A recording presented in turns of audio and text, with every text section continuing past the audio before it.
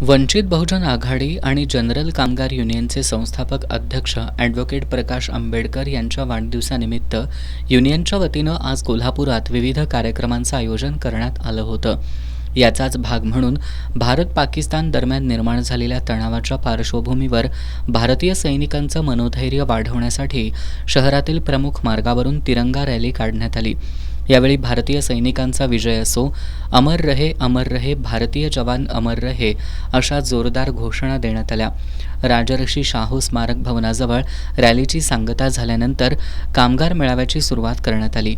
त्यानंतर युनियनचे जिल्हाध्यक्ष संजय गुदगे यांनी कामगार कायद्यांबद्दल माहिती देतानाच युनियनच्या माध्यमातून कामगारांच्या हक्कांसाठी सुरू असलेल्या कामांची माहिती दिली.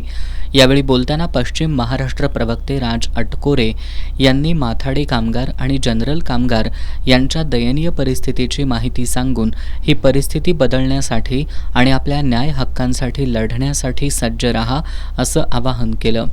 युनियनच्या अन्य पदाधिकाऱ्यांनीही यावेळी मनोगत व्यक्त केली. बांधकाम कामगार मयत झाल्यानंतर वारसांना व्हेरिफिकेशनसाठी तारीख न देता 1 महिन्याच्या आत सरळ मदतनिधी वारसांना देण्यात यावा. बांधकाम कामगारांच्या पेन्शन संदर्भातील शासन निर्णयाची अंमलबजावणी करावी. त्यासाठीची वयाची अट शिथिल करावी. अशा एकूण 11 मागण्यांचे ठराव या मेळाव्यात करण्यात आले. राज्य सरकारनं युनियनच्या वतीनं करण्यात आलेल्या मागण्या मान्य कराव्यात, अन्यथा जन आंदोलन उभारू असा इशारा यावेळी देण्यात आला.